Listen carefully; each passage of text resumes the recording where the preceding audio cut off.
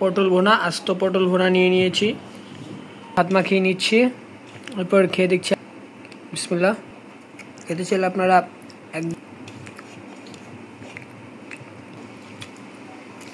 এই পটলটা সম্পূর্ণই তখন খাবারের স্বাদ আরও দ্বিগুণ বেড়ে যায়। খিচুড়ি খেতে কিরকম লাগে।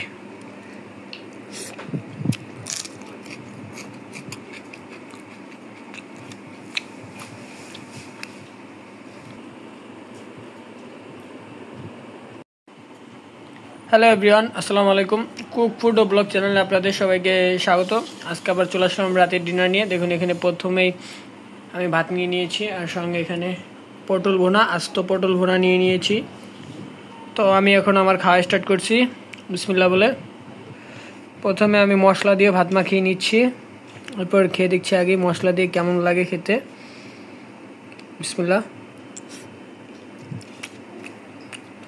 মশলা দিয়ে খেতে খুবই ভালো লাগছে, একটা ফ্লেভার পাওয়া যাচ্ছে।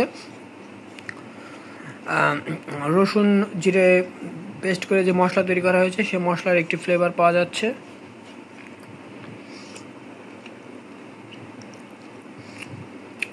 এরকম পটল ভুনা খেতে চাইলে আপনারা একদম যে পাকা পটল যেগুলো হয়, এই যে দেখুন এরকম বীজটা একদম পাকা হয়, এরকম পটল ভুনা করবেন, তাহলে খেতে বেশি ভালো লাগবে।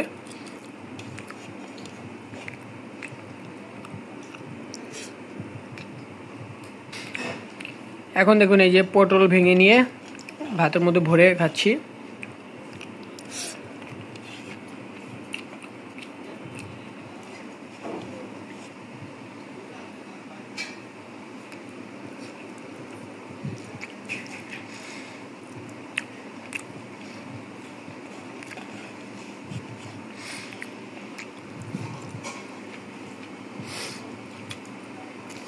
এই পটলটা সম্পূর্ণই দেখুন পাকা পটল। এরকম পাকা পটল হলেই খেতে বেশি ভালো লাগবে। একবার যেটি নরম পটল, সেটা বেশি খেতে ভালো লাগবে না।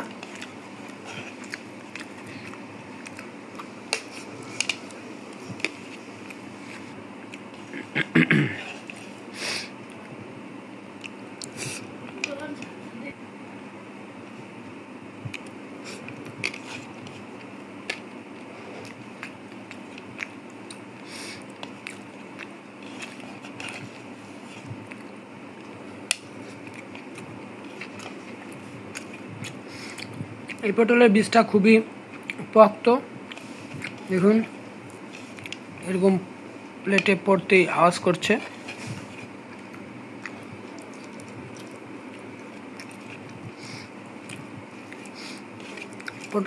পটল ভুনা দিয়ে আমার প্রায় খাওয়া শেষ।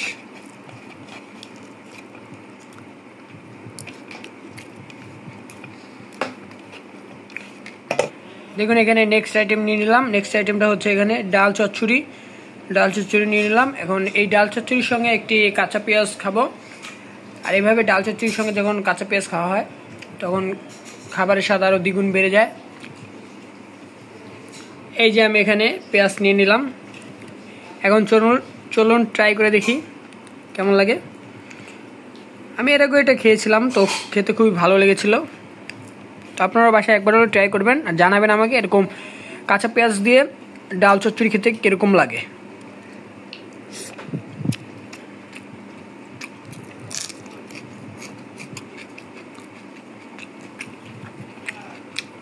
ডাল চচ্চড়ির আর এই যে ডাল চচ্চড়ির মাঝে যে মরিচটি ছিল, এই মরিচটি দেখুন হালকা একটু মেখে নেব ভাতের সঙ্গে।